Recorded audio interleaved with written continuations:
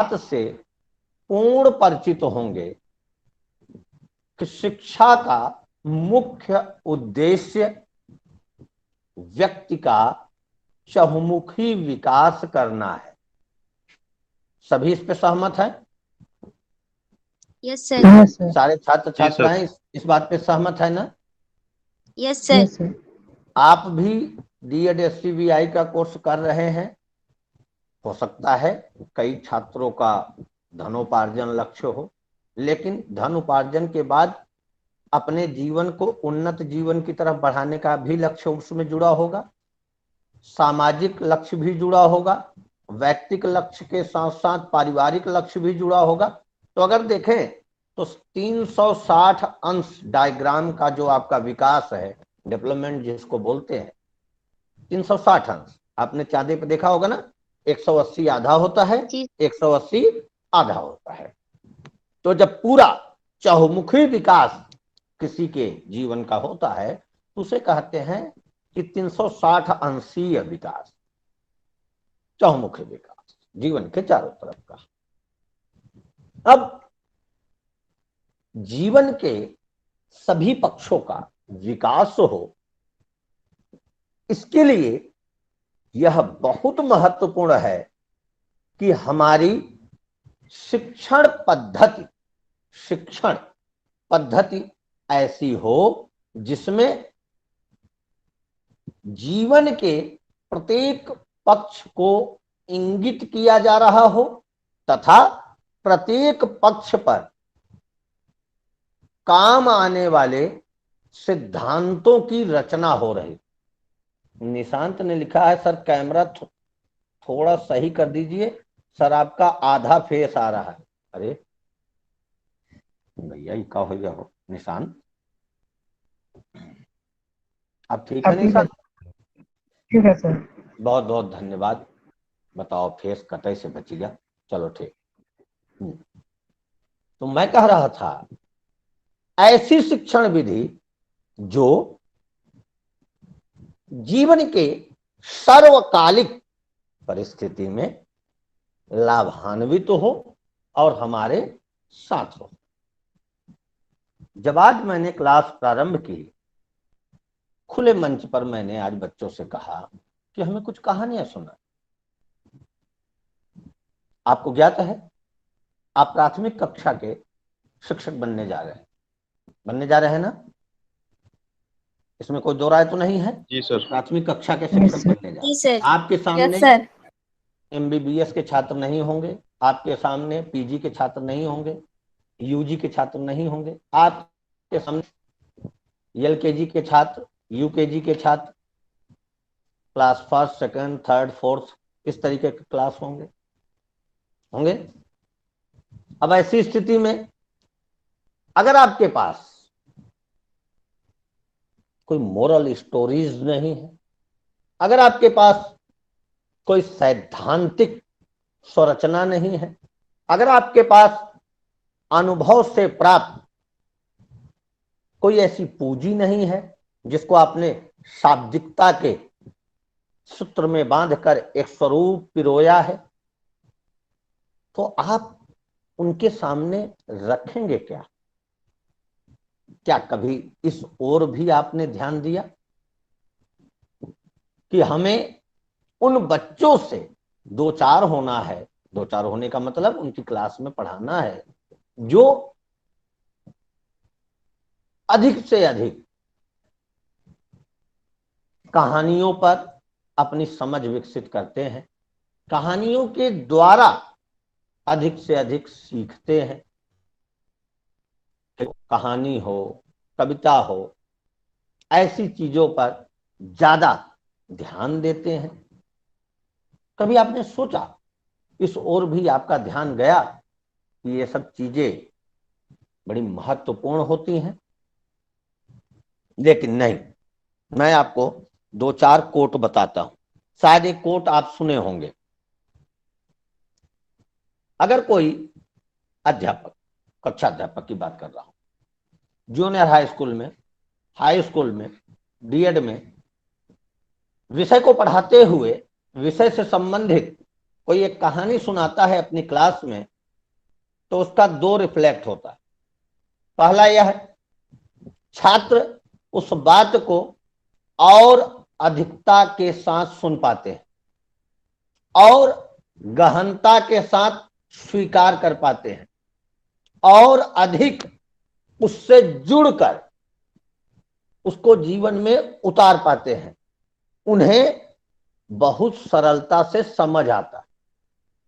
लेकिन एक चीज और देखा होगा आपने, इसका एक रिफ्लेक्ट और आता है। अन्य अध्यापकों के द्वारा एक कथन कहा जाता है कि देखो, हमसे सिर्फ विषय से ही बातें किया करो, फालतू की इधर नहीं। मैं वो अध्यापक नहीं हूं जो तुम्हें क्लास में कहानियां सुनाऊं, ठीक है, विषय टू विषय। ऐसा आपने देखा होगा, दो टीचर ऐसे ज्यादा आपको दिखाई देते रहे हैं, एक श्रीमान गणित के अध्यापक और एक श्रीमान विज्ञान के अध्यापक। मैं सभी को नहीं कह रहा हूं, बताना। अब आइए जरा कुछ एक सत्यता की तरफ भी चल के देखते हैं। इन दोनों अध्यापकों में इस बात का बड़ा जोर रहता है कि सैद्धांतिक बातें होनी चाहिए, सिद्धांत पे ही चलना चाहिए, सिद्धांत पे चल के ही इसको पढ़ाया जाना चाहिए, और सवाल कहीं से गलत है, बात कहीं से गलत हो रही है, तुरंत उसे काट देना चाहिए, आगे बात नहीं बढ़नी चाहिए। अगर मैं आप जैसे विद्यार्थियों से पूछूं, आप एग्जाम्पल करें, आप सोचें कि आप प्राथमिक स्कूल के हैं, तो आप देख रहे होंगे, वैसे ये बात अब तो सार्वजनिक हो गई है, ये मेरे व्यक्तिगत की नहीं रह गई, लेकिन फिर भी मैं इसको वैसे ही मर्यादा में ही कह रहा हूं। तो आप देखते हैं कि प्राथमिक कक्षाओं में इन्हीं दो टीचरों को छोड़कर और सभी टीचर विद्यार्थी के प्रिय होते हैं, इन्हीं दो को छोड़कर। कारण है, विद्यार्थी इनसे अधिक डरते हैं। लेकिन जो टीचर गणित की भी विषयगत बातों को, गणितीय सवालों को बच्चों के मध्य खेल खेल में, विज्ञान के सिद्धांतों को बच्चों के द्वारा ही बच्चों के मध्य में उपस्थित शिक्षण सहायक सामग्रियों के द्वारा सिद्धांतिक रूप से खेल खेल में बताता है, वह उसी प्रकार से प्रिय होता है जैसे अन्य विषय के शिक्षक। तो क्या यह हमारे आपके चिंतन का विषय नहीं है कि कुछ तो है जो कहीं लैग कर रहा है, कुछ तो है जो विद्यार्थियों को अलग और अध्यापक को अलग कर रहा है? क्या आपको नहीं लगता कि विद्यालय एक ऐसा प्रांगण हो जहां जाने के लिए बच्चे घर से लड़ें कि मेरे स्कूल का समय हो गया है, अब मैं स्कूल जाऊंगा, मुझे सबसे अच्छा लगता है स्कूल में। विद्यालय में रहने वाले, विद्यालय में प्रशिक्षण प्रदान करने वाले शिक्षक ऐसे हों जो जब तक छात्रों को न देख लें, छात्र जब तक उनको न देख लें, तब तक वो कहें कि आज का दिन ठीक नहीं। प्राथमिक कक्षा की बात कर रहा हूं। आपने देखा होगा, छोटे बच्चे जब किसी अध्यापक से बहुत स्नेह करते हैं तो एकदम उसके आसपास गोला बना के रहते हैं, और कई कई जगह पे तो आपने देखा होगा सर जी के एकदम डट जाते हैं पसवा तक। उनको लगता है कि माँ बाप भाई बहन सबको अगर पीस कर एक मिक्सर बनाया जाए, उससे कोई स्वरूप बनाया जाए तो सर जी हुई सभी का समन्वित रूप। लेकिन दुर्भाग्य, आजकल ऐसे चित्र, मुझे बड़े कष्ट के साथ ये कहना पड़ रहा है, लेकिन सत्यता है, ऐसे चित्र बहुत कम दिखाई दे रहे हैं। हाँ, ऐसे चित्र बिल्कुल दिखाई दे रहे हैं।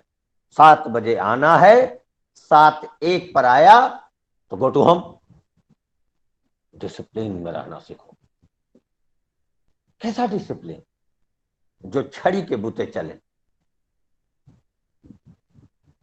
आज जिस व्यक्तित्व की मैं आपसे चर्चा करने जा रहा हूं, आज जिस विद्वान की मैं आपके साथ चर्चा करने जा रहा हूं, आज जिस शिक्षण विधि की मैं आपसे चर्चा करने जा रहा हूं, वह इन सब बातों के प्रबल विरोधी है।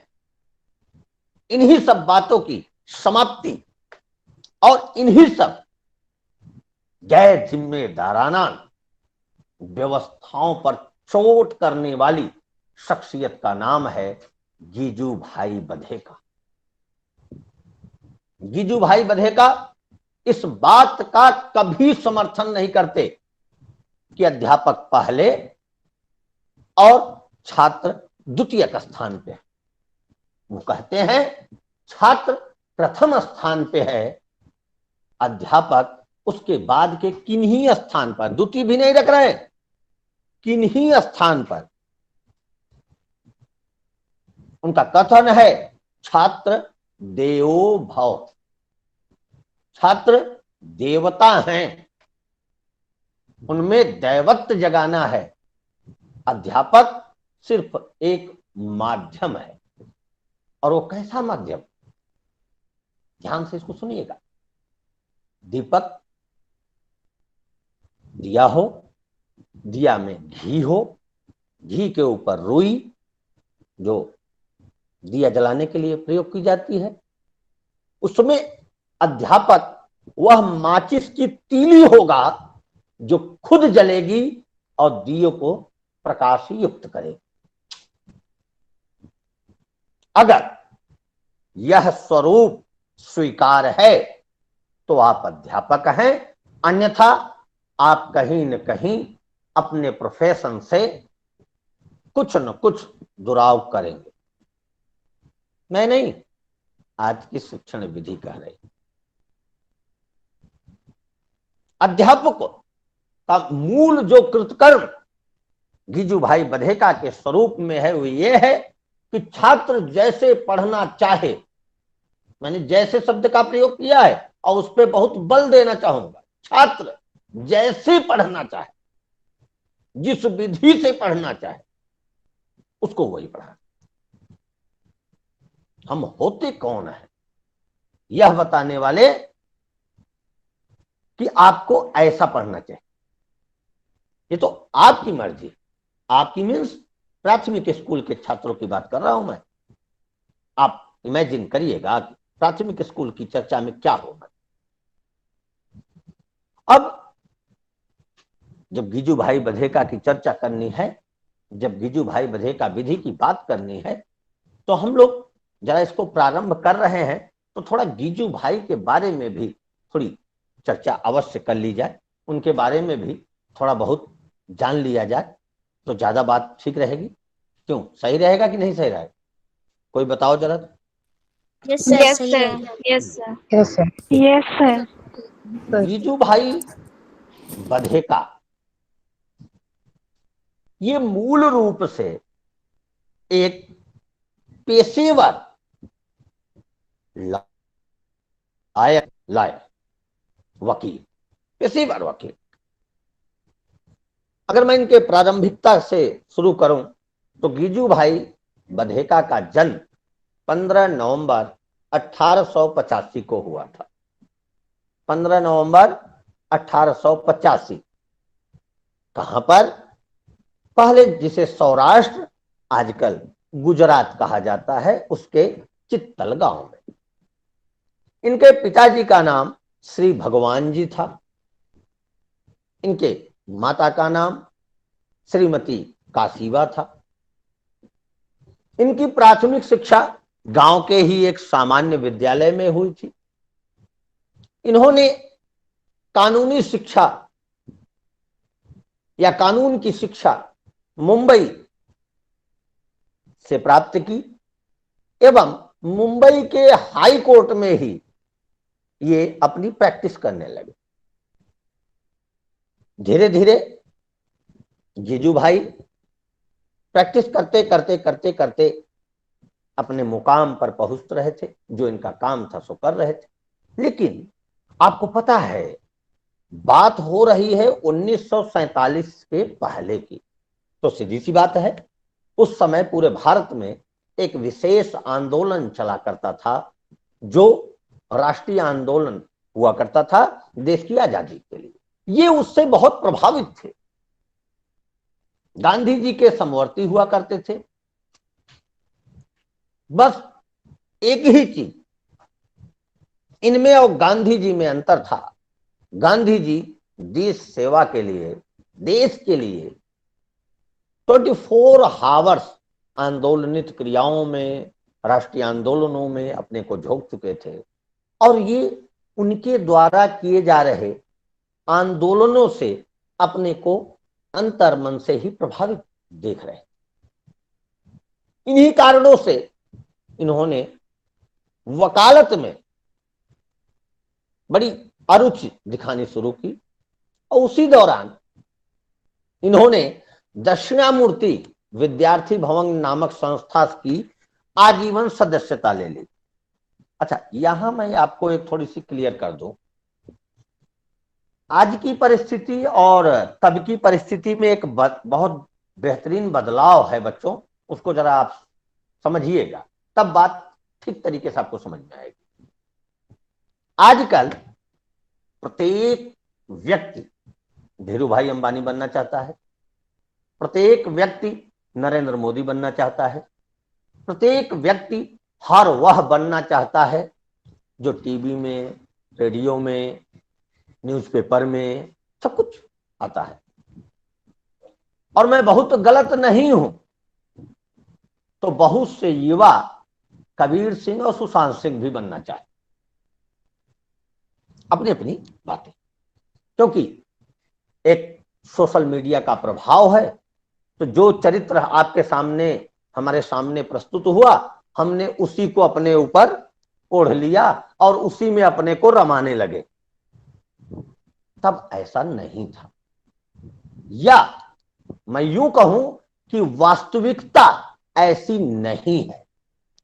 और आप जैसे प्रशिक्षण प्राप्त कर रहे कुशल विद्यार्थी को तो इस तरीके की बातों में बिल्कुल विश्वास नहीं करना चाहिए, उसको तो खंडन करना चाहिए। कारण आप लोगों को बड़ी मोटी हेडिंग में आपके अध्यापक ने बताया होगा एक शब्द जो प्रत्येक क्लास में कहीं न कहीं किसी न किसी स्वरूप में आपको सुनाई देता है, इंडिविजुअल डिफरेंसेस, व्यक्तिक विभिन्नता है। आप सचिन से अच्छा बन सकते हैं लेकिन सचिन नहीं। ऐसे ही आप और पर भी कर सकते हैं, आप उनसे अच्छा हो सकते हैं लेकिन वो नहीं। तो यहां एक चीज क्लियर हो गई, अगर मैं वही बनना चाह रहा हूं तो ये तो गलत है, ये तो कभी पूरा होना है नहीं। अब इसमें मानसिक रुग्णता आएगी, मानसिक चिंतन आएगा, आपको चिंता घेर लेगी कि हम ये नहीं बन पा रहे हैं, हम वो नहीं बन पा रहे हैं, जबकि बनना था ही नहीं, वो तो बन ही नहीं सकते। हाँ, उस जैसा या उससे अच्छा बन सकते हैं, अवश्य बन सकते हैं, अगर उधर आप चले तो। अब चले तो यहां एक और अच्छी बात साथ में जुड़ गई, मैं सिस्टमैटिक बात कर रहा हूं, सभी ध्यान से इसको समझते चलो। अब एग्जाम्पल, कोई 4 बाग से चल के या अयोध्या से चल के लखनऊ पहुंचा है, और मैं चाहता हूं कि जो लखनऊ पहुंचा है उस तरीके का मैं हो जाऊं, तो सीधी सी बात है, मुझे एक सामान्य नियम का पालन करना होगा कि पहले अयोध्या से चल के लखनऊ आना होगा। यह सिद्धांत है ना, यह सही है कि नहीं है? इतना करना होगा कि नहीं करना होगा? ठीक, करना होगा। तो हमें उसको देखना चाहिए या उसके द्वारा अपनाए गए मार्गों को देखना चाहिए? कोई बच्चा? सर, अपनाए गए मार्गों को देखना चाहिए उसके बिल्कुल, द्वारा। क्योंकि अगर उसको आप देखेंगे वो आपको लखनऊ में दिखाई देगा, लेकिन अगर उसके मार्ग को देखेंगे तो अयोध्या से लेकर लखनऊ तक दिखाई देगा। यात्रा करने के लिए मार्ग चाहिए, व्यक्ति नहीं। निश्चित है यहां तक? Yes sir. अब यहां यस सर। यहां यह मूल हो जाता है कि जब व्यक्ति अपने परिश्रम काल में होता है तो वह विभिन्न माध्यमों से, विभिन्न मोड़ों से होते हुए गुजरता है, और उन विभिन्न मोड़ों पर, उन विभिन्न मार्गों पर उसको उसके लक्ष्य के लिए जो दृढ़ इच्छा शक्ति देती है वह होती है उसकी प्रेरणा। और यह प्रेरणा उसके प्रारंभिक जीवन में मिली हुई शिक्षा से ही आती है। तो गीजू भाई बधेका कहते थे कि प्रारंभिक नींव में ही विद्यार्थियों में ऐसी शिक्षा डाल दी जाए, ऐसा बीजारोपण कर दिया जाए कि विद्यार्थी अपने उन्नत भविष्य के लिए, आने वाले भविष्य के लिए संकल्पित हो जाए, इस बात के लिए दृढ़ संकल्पित हो जाए कि करना है। क्या करना है वो तो अलग अलग विद्यार्थी या अलग अलग व्यक्ति अलग अलग ढंग से अपना तय करे, लेकिन मुर्दा जैसे, सुप्ता जैसे अवस्था में नहीं रहना है, कुछ तो करना है। इसका बीजारोपण, इसकी प्रारंभिक स्थिति कब? प्राथमिक विद्यालय में ही करने की बात कर रहे हैं। अब जैसा कि आपको ज्ञात, मैंने आपको बताया कि बधेका साहब दक्षिणामूर्ति विद्यार्थी भवन नामक संस्था का जीवन सदस्यता ग्रहण कर लेते। उस दौरान यह भाव था, या आजकल भी प्रमुख व्यक्तियों में यह भाव आपको देखने को मिलता होगा, जब वो अपने जीवन में किसी कार्य का निर्धारण कर लेते हैं। एग्जाम्पल फॉर, जैसे मान लीजिए मैंने अध्यापकी एक लाइन को, एक व्यवस्था को, एक जीवन को स्वीकार लिया, तो अब जब तक सांस है तब तक अध्यापकी ही होगी। अब यह अध्यापकी सरकारी होगी, प्राइवेट होगी, यह तो अगर मैं अपने व्यक्तिगत कथनों से कहूं तो यह मूर्खता का एक परिभाषित बात है, क्योंकि अध्यापकी न सरकारी होती है न प्राइवेट होती है, अध्यापकी अध्यापकी होती है।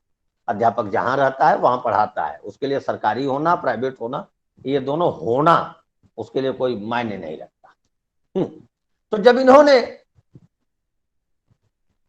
इस संस्था की आजीवन सदस्यता ली, तो इस संस्था में जो सबसे महत्वपूर्ण चीज कराया जाता था, जिसने इनके जीवन को डाइवर्ट कर दिया, एक मार्ग दे दिया, वो ये था कि संस्था में बच्चों के व्यवहारिक जीवन की समस्याओं का अध्ययन करना शुरू किया और इन्होंने उस पर गूढ़ चिंतन शुरू किया। इसी दौरान इनको एक पुत्र रत्न की प्राप्ति होती है, गिजू भाई को।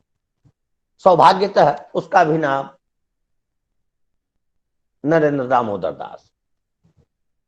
अब गिजू भाई उसके शैक्षिक उन्नयन हेतु, उसके उन्नत भविष्य हेतु सोचने लगते हैं।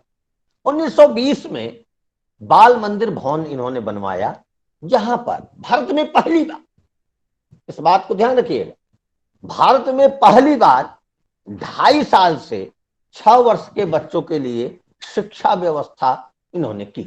पहले ऐसे नहीं, 5 साल के बाद शिक्षा व्यवस्था चलती थी। शायद हो सकता है आपको, हमको, सबको 5 साल के बाद ही शिक्षा प्रारंभ करने की बात की गई थी, लेकिन इन्होंने 1920 में, जब भारत गुलाम था, उस दौरान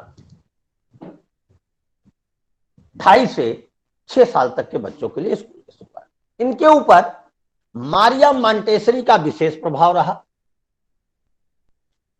और मारिया मांटेसरी के कई विचारों से प्रभावित रहे, लेकिन उनके कुछ एक विचारों से इनका बराबर फाइटिंग भी रही, विरोध भी रहा।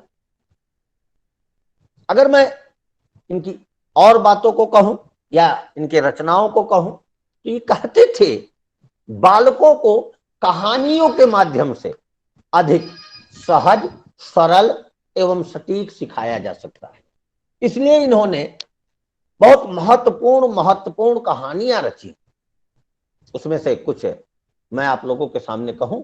जैसे इनकी सुप्रसिद्ध कहानी, सुप्रसिद्ध पुस्तक, विश्वविख्यात पुस्तक, जो शिक्षक के लिए, एक विशेष शिक्षक के लिए, मीन्स एक प्रख्यात शिक्षक के लिए सबसे महत्वपूर्ण मार्ग है, उसका नाम है दिवा स्वप्न। उसके बाद इन्होंने बच्चों के लिए बहुत सी कहानियां रची। मैं कुछ एक का नाम आपके सामने कह दूं। ऊंट के पैर सड़े, काली गौरैया, आनंदी कौआ, बिल्ली के गले में घंटियां, भूत का भाई, चालाक खरगोश इत्यादि। इस तरीके से इन्होंने कहानियां बनाई। इनकी शिक्षा का जो अर्थ था, इनकी शिक्षा का जो मार्ग था, इनके अनुसार वह बाल केंद्रित था। मैंने इसकी झलक आपको प्रारंभिक अवस्था में ही बताई। ये कहते थे कि शिक्षा को बाल केंद्रित अवस्था में ही रख करके ही बालकों का विकास किया जा सकता है। वहां अध्यापन केंद्रीय नहीं, पुस्तक केंद्रीय नहीं, बाल केंद्रीय। बच्चों को केंद्र में रखा जाए, बच्चों को सबसे ज्यादा महत्ता दी जाए, उन्हें अधिक स्वतंत्रता दी जाए, आजादी दी जाए, सहजता दी जाए। बालकों का समुचित विकास, मानसिक व सृजनात्मक रुचियों का विकास, नैतिक मूल्यों का विकास और उन्हें कुशल नागरिक बनाना, ये इनके शिक्षा का अर्थ था। इनके शिक्षा का मूल अर्थ था क्या क्या? चहुमुखी विकास किसका? बालकों का। मानसिक विकास, अच्छा सोचे, अच्छे अच्छे अच्छे विचार प्रस्तुत करें। सृजनात्मक विकास, कभी भी घर पे बैठकर ये ना सोचे कि हम क्या करें, कुछ ना कुछ करते रहें, छोटी छोटी चीजों में सृजन करते रहें। नैतिक मूल्यों का विकास, नैतिक मूल्यों का विकास, मैं आपसे 2 लाइन में इस बात को कहूंगा, ये बहुत विस्तारवादी बात हो जाएगी। नैतिक मूल्यों का विकास यह है, हम क्या हैं अपने को जाने, अगला क्या है उसको हम जाने, और जितना हम अपने लिए सम्मान चाहते हैं उतना ही सम्मान हम अगले को प्रदान करें। कुछ ऐसे मूल्यों का विकास तथा देश के लिए एक कुशल नागरिक बनाना, ये इनका ध्येय था। इनके शिक्षा दर्शन में अगर मैं कहूं कि गिजुभाई बधेका का शिक्षा दर्शन, तो उस शिक्षा दर्शन के लिए पाठ्यक्रम कैसा होना चाहिए?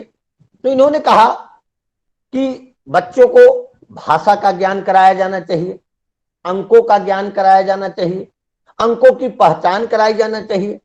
प्राथमिक स्तर पर ही संगीत, फूलों के चित्र, रंग भरना, आकृतियां बनाना एवं स्वास्थ्य संबंधी ज्ञान दिया जाना चाहिए। आपकी किताबें इनके इस बात को पूरी तरीके से स्वीकारती हैं। आप प्राथमिक स्कूल की किताबों को देखेंगे तो उसमें इस तरीके की चीजें हैं। भाषा से संबंधित ज्ञान दिया जाता है, अंकों का पहचान कराया जाता है, अंकों का लेखन सिखाया जाता है, उसका वाचन सिखाया जाता है। बहुत से ऐसे चित्र उसमें दिए होते हैं, इसमें रंग भरो करके लिखा रहता है, रंग भर के उस चित्र को चित्रकारी करना, आकृतियां बनाना, बिंदी बिंदी बिंदी बिंदी करके वो बना रहता है, कहते हैं रूल से इसको मिलाओ, आकृतियां बनाओ। एवं नैतिक गुणों के अंतर्गत ही आहार व्यवहार की भी चर्चा आपकी बुकों में होती है। वह गिजुभाई बधेका जी की ही देन है। इसका यह समर्थन करते थे 1920 में। अब इनके शिक्षा दर्शन में अगर हम इनकी शिक्षण विधि देखें, ये किस शिक्षण विधि का पालन करते, इनका सबसे समर्थनित विधि थी खेल विधि। बच्चों को स्वतंत्र रूप से छोड़ दिया जाए, वो खेलेंगे और खेल खेल में सीखेंगे। खेल से थोड़ा आगे हो तो क्रिया करके सीखना। भूगोल पढ़ाना है तो क्लासरूम में न पढ़ाएं, ग्राउंड में ले जाकर लंबाई चौड़ाई ऊंचाई जो भी नपाई करनी है वो सब ग्राउंड में बताएं। इतिहास पढ़ाना है तो कभी भी उनको किसी क्लास के बाउंड्री में बांध कर न पढ़ाएं, उन ऐतिहासिक जगहों पे भी ले जाएं तथा भरसक प्रयास करें कि इतिहास कहानी कौशल के द्वारा पढ़ाया जाए। कहानी विधि प्रत्येक शिक्षण में रखी जाए, कहानी को सबसे ज्यादा महत्व देते और कहानियां सुनाने के बाद बच्चों से नाटक करवाएं और नाटक में खुद भी रहें जैसा ये रहते थे। गीत के द्वारा, संगीत के द्वारा शिक्षण प्रदान करें। साथ ही साथ ये कहते थे कि अध्यापक को कभी भी यह नहीं सोचना चाहिए कि वह विशेष है, उसको सोचना चाहिए कि हमारे छात्र विशेष है, हमारे छात्र महत्वपूर्ण है। छात्रों का समुचित विकास इनके कथन में सबसे महत्वपूर्ण है। जीजू भाई कहते हैं छात्र देवो भव, छात्र देवता है। इसको मैं थोड़ा सा 2 मिनट के उदाहरण से कहना चाहूंगा। प्यारे बच्चों, जिस शिक्षण प्रशिक्षण में आप लगे हैं, इस शिक्षण प्रशिक्षण में आने के आपके 2 कारण हैं। मूल रूप से मैं वो हवाई कारण नहीं बता रहा हूं, जो मूल कारण है वो मैं आपको बता देता हूं, जिसके कारण आप इसमें आए। आने के बाद क्या क्या प्रेरणा मिली, आप क्या क्या बनना चाहे, वो अलग बात है, लेकिन जिन कारणों से आप आए वो कारण मैं आपको बताता हूं। पहला,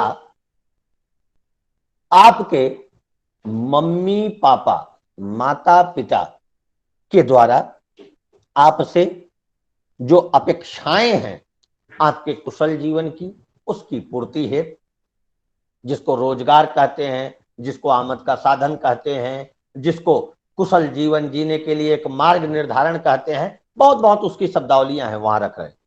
दूसरा, आप यह सोच कर आए कि अध्यापकीय व्यवस्था सरल है, अध्यापकीय व्यवस्था उत्तम है, गुरुजी का सम्मान होता है और इसमें सरकारी नौकरी जल्दी से मिल जाती है।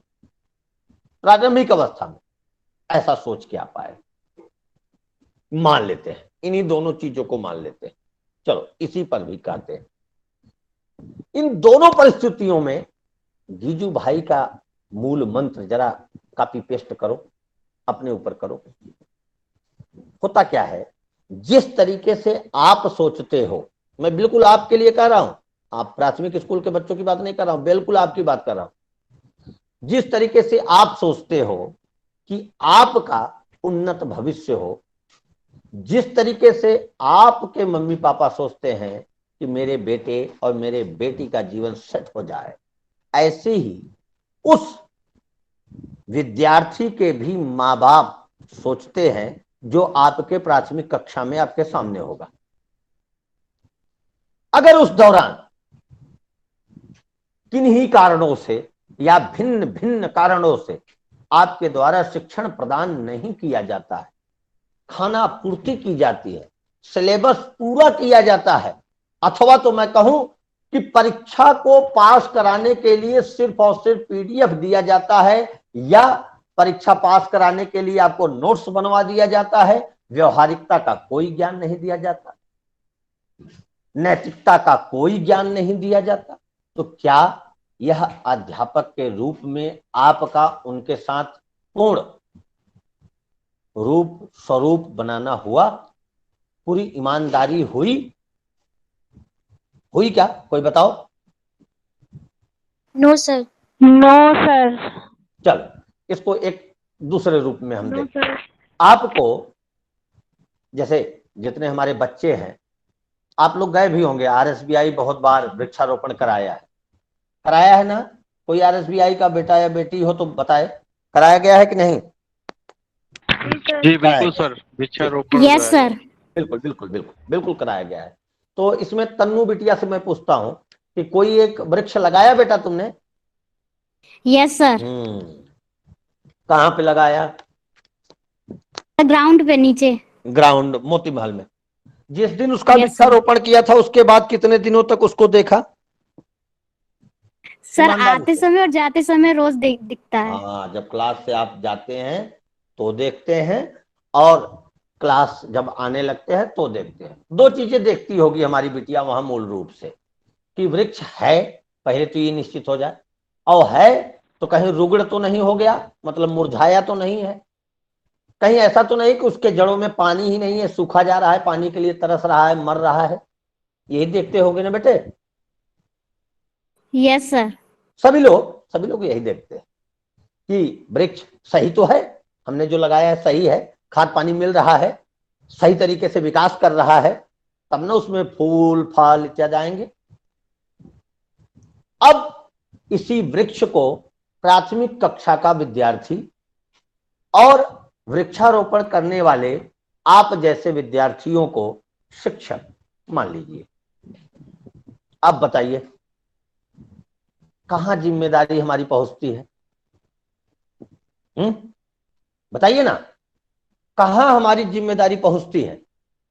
क्या हमारी जिम्मेदारी दोनों टाइम सुबह और शाम उस वृक्ष स्वरूप छात्रों के हालचाल की नहीं होती? क्या हमारी जिम्मेदारी उनका कुशल विकास हो रहा है कि नहीं इसको जांचने की नहीं होती?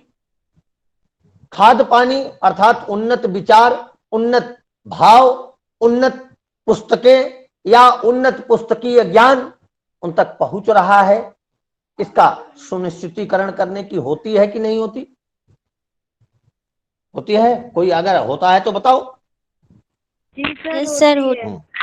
ठीक, लेकिन अब एक स्वरूप आपको दिखाई देता होगा। 10 बजे गुरुजी ऑफिस पहुंचेंगे और 4 बजे गुरुजी ऑफिस से निकलेंगे। पूर्वांचल में कहावत है, बर मरे चाहे कन्या, बाद दक्षिणा से काम। क्या आपको लगता है अध्यापकी सही है? यह शिक्षण विधि सही है? No sir. देखिए, नो सर।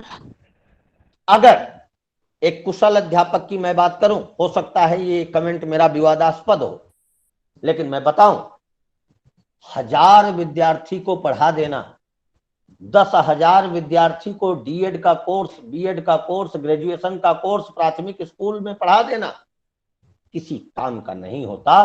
किसी एक विद्यार्थी को प्राथमिक कक्षा से पढ़ा करके और जीविकोपार्जन योग्य एक कुशल नागरिक बना देना जीवन की सफलता का मूल होता है।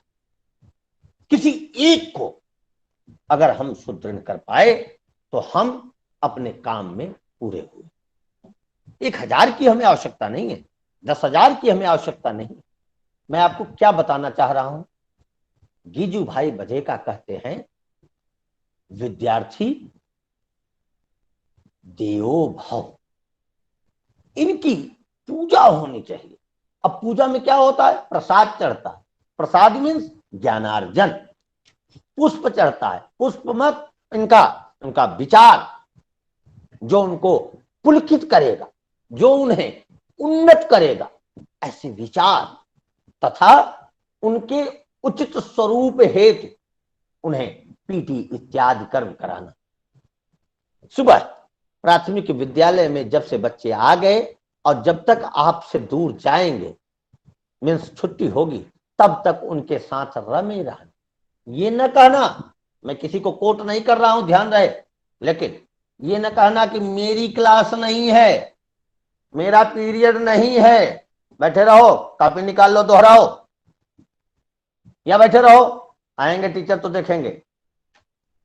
क्या आप इस तरीके से अपने किसानी में कह सकते हो? क्या आप इस तरीके से अपने बच्चे के विकास में कह सकते हो? क्या आप जिस जगह पे हो सकता है आप और आपके मम्मी पापा या आपके अभिभावक एक साथ भोजन कर रहे हो और मम्मी सिर्फ पापा को भोजन दे, आपको बता दे कि आपके शिक्षक बुआ जी आएंगी तो खाना बनाएंगी, आपको देंगी, आपकी क्या स्थिति होगी? कि माँ मुझे मानती नहीं है, अब बुआ आएंगे तो खाना मिलेगा, हमें नहीं, भोजन ही नहीं मिलेगा। तात्पर्य, अध्यापक घंटियों में बंधा हुआ कोई स्वरूप नहीं है। जब जब मौका मिले, जैसे मौका मिले, विद्यार्थी हितार्थ, विद्यार्थी विकास उसको करना है। ये मैं नहीं, गीजू भाई जी कहते हैं।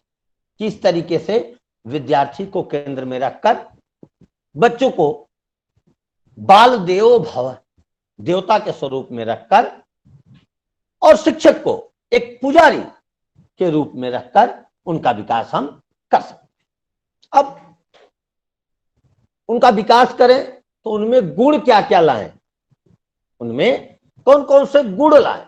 कहते हैं पहला प्रेम है अपने प्रति तथा सभी के प्रति, दूसरा स्नेह चाहना अपने प्रति तथा दूसरों के प्रति, तीसरा त्याग, हर वस्तु हर व्यक्ति अथवा हर परिस्थिति हमारी ही हो ऐसा नहीं, कुछ त्याग भी हो। और सृष्टत्व है, जहां प्रेम रहेगा स्नेह रहेगा त्याग अपने आप आएगा, उसका विकास होगा।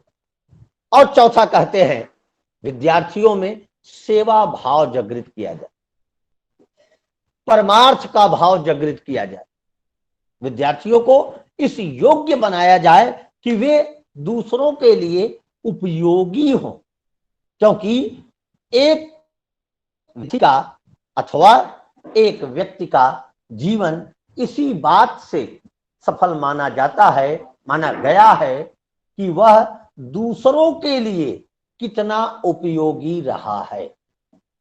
दूसरों के लिए, मैं इस पे जोर दे के बात कहूंगा, दूसरों के लिए अगर मुझे किसी भी परिस्थिति में किसी एक व्यक्ति की सेवा के लिए कुछ मूल्य दिया जा रहा है, कुछ बच्चों को पढ़ाने के लिए कुछ मूल्य दिया जा रहा है जिसको वेतन कहा जाता है, और मैं वो कर रहा हूं तो सिर्फ मैं नौकरी कर रहा हूं। लेकिन अगर मैं उन्हीं कालों में कुछ ऐसे प्रयास करके जिनके लिए मुझे मूल्य अदायगी नहीं है, जिनके लिए किसी प्रकार का बंधन नहीं है, ऐसी परिस्थिति में भी अगर आप कुछ कर रहे हैं, आप अपनी सेवाएं उन तक पहुंचा रहे हैं, तो शायद यह सेवा भाव है। शायद, ये तो निष्कर्ष आप निकालेंगे कि है या नहीं है, इसका ये होता है, शायद ये देते हैं। अब 1920 के दशक में एक गजब की परिस्थिति थी स्कूल में, अंग्रेजियत अपने चरम सीमा पे थी, और उस दौरान एक विधि चला करती थी कि बच्चों को जितने पीटा जाए, मर जाए, उतने ज्यादा पढ़ते हैं। तो मैं 1920 की बात बता रहा हूं। गीजू भाई सीधे इसके विपरीत थे। वे कहते थे किसी भी विद्यार्थी को किसी भी परिस्थिति में प्रताड़ित नहीं किया जाना चाहिए, किसी भी विद्यार्थी को किसी भी परिस्थिति में दंड नहीं प्रदान किया जाना चाहिए। तो किया क्या जाए? फिर उन्हें डिसिप्लिन नामक शब्दावली में लाया कैसे जाए? तो कहते हैं स्वानुशासन, उनके अंदर स्वानुशासन डेवलप किया जाए। जब स्वानुशासन उनके अंदर विकसित होगा तो अपनी आप उनमें यह भाव बनेगा कि वे अपने विकास हेतु कुछ करें। मैं आपको एक संस्मरण गीजू भाई की पुस्तक का दीवा स्वप्न का बताता हूं। दीवा स्वप्न पुस्तक मैंने बताया जैसे कि शिक्षक विधि के लिए, शिक्षण विधि के लिए एक उन्नत पुस्तक है, पूरी की पूरी एक विधि है। उसमें होता क्या है कि एक अध्यापक महोदय होते हैं, वे बच्चों को शिक्षण प्रदान करने के उद्देश्य से एक विद्यालय में शिक्षण प्रदान करने के लिए नौकरी कर लेते हैं। वहां यह व्यवस्था चलती रहती है पहले से कि सभी बच्चों को प्रथम पीरियड में उनके होमवर्क देखे जाते हैं, जो नहीं पूरा करके आते हैं लाइन लगाकर उनको 2-2 4-4 छड़ी दिया जाता है। दूसरे पीरियड में गणित वाले सर आते हैं, खौराहे सर, और वो पूछते हैं कि गणित के प्रश्न पूरे हुए कि नहीं, कल हमने कहा था कि सिद्धांत याद करके आना, याद हुआ कि नहीं हुआ? बच्चे कहते थे सर आधा तो याद हुआ, आधा नहीं याद हुआ। जिनको नहीं याद हुआ वो तुरंत जाएं और मुर्गा बन जाए, बच्चे खुचे गधा बन जाए, और जो नहीं बनेंगे उनको हम गधा कह देंगे इत्यादि। इस तरीके की शब्दावली चली। कुछ को छड़ी से पीटा जाता था, किसी को और अच्छे अच्छे ढंग से पीटा जाता था। आप शायद जानते होंगे, देखे होंगे, हो सकता है कभी कभी सेवा का मौका मिला हो। तो गीजू भाई कहते थे प्रिंसिपल साहब से कि प्रिंसिपल साहब, आपने स्कूल नहीं भूत बंगला खोल रखा है। आपके सारे विद्यार्थी आपके अध्यापक को देख कर आक्रांत होते हैं जैसे मरकहवा सियाग दौड़ा ले हो।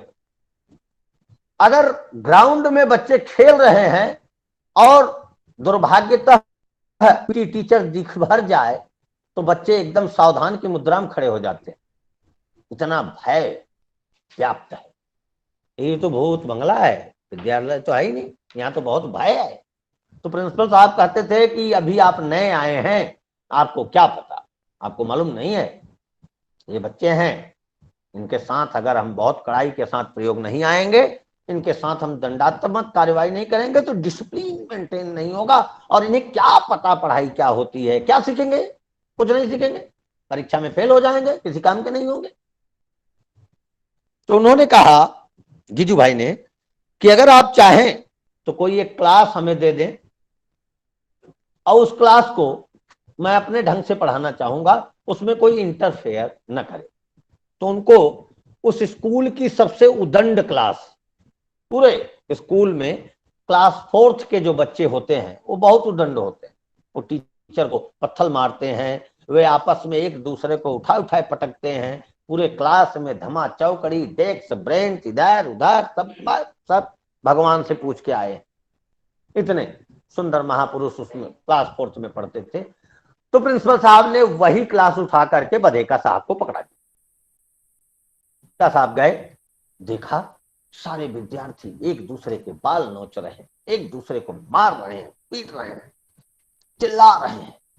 बधेका साहब ने कहा ऐसा करो, देखो मैं तुम लोगों को पढ़ाने नहीं आया हूं, मैं एकदम मौन हो जा रहा हूं, आप भी मौन हो जाओ, और मैं इधर से एक आवाज निकालता हूं, आप उधर से एक आवाज निकालो। बस इतना ही किया जाएगा आज की क्लास में, कोई पढ़ाई लिखाई वाली बात नहीं हो। तो बधेका साहब हाथ जोड़कर ओम की आवाज निकालते, ओम, इस तरीके से करते।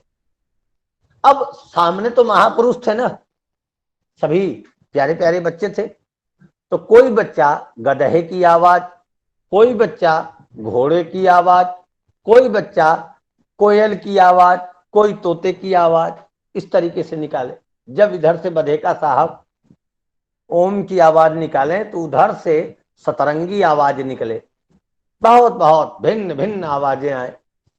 घंटों प्रयास किया बधेका साहब ने, अंतोगत्वा उन्हें यह निष्कर्ष मिला कि आज की ये आवाज निकालने वाली पद्धति ठीक तो ना रही, मनी ना गई। और उसी दौरान स्कूल की घंटी लगती है, छुट्टी हो जाती। दूसरे दिन गिजू भाई साहब फिर आए क्लास में। उन्होंने कहा कि आज मैं आप सभी बच्चों को, आज मैं आप सभी बच्चों को शिक्षण से छुट्टी प्रदान करता हूं। आज छुट्टी है, पहली क्लास में उन्होंने कह दिया आज छुट्टी है, आज तो मौज करना है आपको, आप बैग उठाओ और अपने घरे चले जाओ, एकदम छुट्टी है। सभी बच्चे एकदम रोमांचित हो गए, अलबेले तो थे ही। जब सोचे चलो जीव छूटा, छुट्टी तो मिली। जैसे ही बच्चे बैग कलेक्ट करने लगे निकलने के लिए, वैसे ही बधेका साहब क्लास के गेट पे खड़े हो गए और उन्होंने कहा देखो इतना तो ठीक है, इतना तो बिल्कुल ठीक है कि छुट्टी है, मैं पढ़ाऊंगा नहीं, आज छुट्टी है, इसमें कोई दो राय, लेकिन चलो एक कहानी सुनते हैं और कहानी सुन करके फिर छुट्टी कर दे। तो बच्चों ने सोचा ये तो यार बड़ा अच्छा टीचर आ गया। पहली बात कि ये तो पढ़ाता नहीं, दूसरी बात मारता नहीं, तीसरी बात डांटता नहीं, और चौथी सबसे बड़ी बात ये तो कहानी भी सुनाता है। चलो बड़ी अच्छी बात है, हाँ हाँ सर जी ठीक है, एक कहानी सुना दीजिए, उसके बाद घर जाएंगे। अब कहानी शुरू हुई, एक से एक, एक से एक, एक से एक कहानी बढ़ती जा रही, बढ़ती जा रही। अब कहानी चली 3.5 घंटे। क्लास की छुट्टी हो गई। स्कूल के बच्चे, क्लास 3 के बच्चे, क्लास 5 के बच्चे अपने अपने घरों को चल दिए और यहां कहानी चली जा रही है। फिर किसी तरीके से छुट्टी हुई, ये बात पे कि सर जी कल यहीं से कहानी शुरू होनी चाहिए। हाँ हाँ ठीक है, आज जाओ, कल से यही शुरू करेंगे। यही करते करते पूरे 11 दिन बीत गए। बधेका साहब ने प्रिंसिपल साहब से कहा, प्रिंसिपल साहब, इन बच्चों को मारने से अच्छा है कहानियों के द्वारा सिखाया जाए और कहानियों के बाद उसका नाट्य रूपांतरण भी कराया जाए। अब क्लास में ही कभी बधेका साहब चूहा बन गए, कभी बिल्ली बन गए, कभी कुछ और बन गए। 10 बच्चे उसमें अलग अलग अभिनय करने लगे। कोई राम बन गया, कोई सीता बन गया, कोई कुछ बन गया, कोई कुछ बन गया, सब अभिनय अपना अपना करने लगे। और इसी दौरान सभी लोग, इसी दौरान सारे लोग इन्वॉल्व होने लगे। पता चला पूरे स्कूल को कि एक क्लास है इस स्कूल में जिसमें 11 दिन से कोई बच्चा न मार खाया है, न डांटा गया है। और सबसे मजे की बात है कि रोज कहानी मिलती है, नाटक मिलता है। सारे बच्चे अपने गुरुजी से कहने लगे कि हमें भी ये मार पीट, रोज किचवा मिधाइन पीट पाट से जान छुड़ा करके हमें कहानियों के द्वारा शिक्षण प्रदान करें। और एक वो समय आया जब उस विद्यालय में 1 महीने के प्रयास के बाद सारे टीचर कहानियों के माध्यम से इतिहास, बच्चों को एक स्थान से दूसरे स्थान ले जाकर भौगोलिक जानकारी तथा नैतिक गुणों का विकास, विभिन्न प्रकार के कलात्मक विकास खेल खेल के माध्यम से, कहानी कहानी के माध्यम से सिखाना प्रारंभ कर दिया। और यह विधि पूरे जोशो खरोश से बहुत तेजी के साथ आगे बढ़ी तथा अपने समय में सबसे विख्यात शिक्षण विधि के रूप में स्वीकार की गई। यह विधि शिक्षण की वह उपयोगी विधि है जो विद्यार्थियों को उनके नैतिक विकास के साथ साथ सर्वांगीण विकास हेतु प्रेरित करती है तथा यह इस बात की भी प्रेरणा प्रदान करती है कि विद्यार्थी प्रताड़ित करने का विषय नहीं, विद्यार्थी दंडात्मक प्रकृति का विषय नहीं, विद्यार्थी एक स्वतंत्र रूप से, स्वतंत्र स्वरूप में, स्वतंत्र भाव से पठन पाठन कराने का विषय है।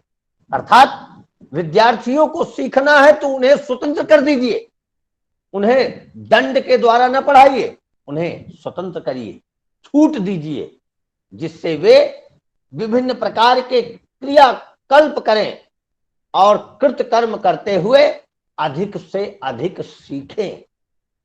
जब अधिक से अधिक सीखेंगे तो अपने आप वह उनके बोध में होगा और बोध के साथ साथ वह उनके व्यवहार में उतरेगा। तो गीजू भाई बधेका की जो शिक्षण विधि थी वह इन्हीं बातों पर डिपेंड थी कि विद्यार्थियों को कहानी के माध्यम से सिखाया जाए तथा बच्चों के बीच रह करके उनके जैसा स्वरूप धारण करके और उनके स्तर पे उतर के उन्हें पढ़ाया और लिखाया जाए। बहुत सॉफ्ट स्किल्स की विधि तथा आज के समय में सब साथी। क्यों? क्योंकि जिस तरीके की स्थिति 1920 में थी आज की भी स्थिति ऐसे ही। हाई स्कूल के बच्चे से, 8वीं के बच्चे से, अरे मैं तो कहूं कि क्लास 5th के बच्चे से उसके माँ बाप 100% रिजल्ट का भाव लगा के बैठे हैं। घर में दुश्मन जैसा ट्रीटमेंट उसको मिल रहा है, तुम इतने % नहीं लाए, ऐसे नहीं लाए, वैसे नहीं लाए। अगर इसमें एक अध्यापक उससे व्यवहारिक पक्ष से बात करेगा, व्यवहारिक कहानियों के द्वारा उससे जुड़ेगा, तो बच्चा विद्यालय के लिए कितना प्रेरणा का स्रोत बनेगा। आप सोचिए, हम ऐसी परिस्थिति में हैं जब हमारे सरकारी स्कूल, इस कमेंट को करते हुए मुझे कोई दुराभाव नहीं, हमारे सरकारी स्कूल बिल्कुल नकारात्मक माहौल का एक स्वरूप बन गए हैं। अगर आप गांव में जाकर देखें तो प्राथमिक स्कूलों में बच्चों की संख्याएं नहीं है, वो सिर्फ मिड डे मील लेने आते हैं, उसके बाद अपने घर चले जाते हैं। ऐसी स्थिति में विद्यालयों में विद्यार्थियों की संख्या बढ़ाने, विद्यालयों में विद्यार्थियों की उन्नति को सिखाने एवं विद्यालय में विद्यार्थियों की सहभागिता को सृष्टवत रखने के लिए जो सबसे महत्वपूर्ण चीज है वह है अध्यापक का एक पायदान पीछे होना, विद्यार्थी का एक पायदान आगे होना, विद्यार्थी का हित सर्वोपरि रखना, कहानी के माध्यम से सिखाना, कविता के माध्यम से सिखाना, खेल के माध्यम से सिखाना, संगीत के माध्यम से सिखाना, भाषा के माध्यम से सिखाना, न कि दंडात्मक प्रकृति के रूप में सिखाना।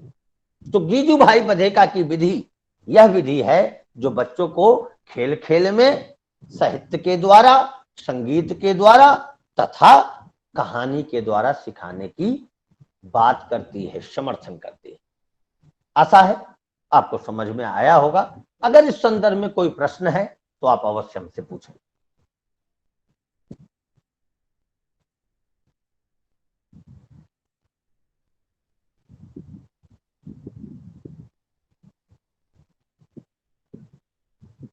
संजीव कुमार ने कहा है, सर इस समय देखा जाए तो प्राइमरी स्कूल में स्टूडेंट कम बल्कि टीचर ज्यादा हैं, इसमें सुधार करने की जरूरत है सिस्टम को। सही कहा आपने। मैं इस बात का समर्थन नहीं करता कि अध्यापक ज्यादा हैं, मैं इस बात का समर्थन करता हूं कि वहां छात्र कम पहुंच रहे हैं और उसका कारण है अध्यापक का निष्क्रिय होना, अध्यापक के अंदर प्रेरणा का न होना, अध्यापक का निरीह होना, अध्यापक का अध्यापक न होकर सब कुछ होना। इस बात को कहने में मुझे कोई गुरेज नहीं। आजकल सरकारी टीचर सिर्फ टीचर नहीं है और सब कुछ है।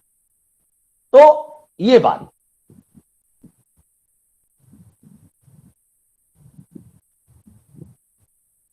बहुत बहुत धन्यवाद। कई बच्चों ने लिखा कि उनको समझ में आया।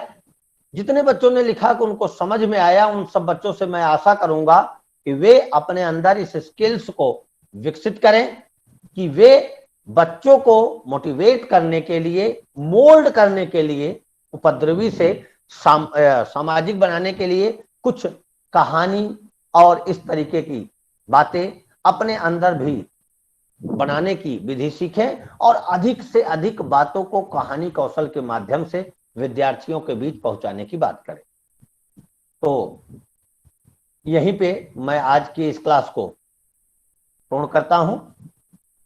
अगर कोई भाव रहे इस विषय पर या कोई अन्य विधि आपको पढ़नी हो तो आप कमेंट करके हमें बता सकते हैं, व्हाट्सएप ग्रुप पर या कहीं से भी बता सकते हैं। तो अगली बार हम लोग उस विधि पर चर्चा करेंगे।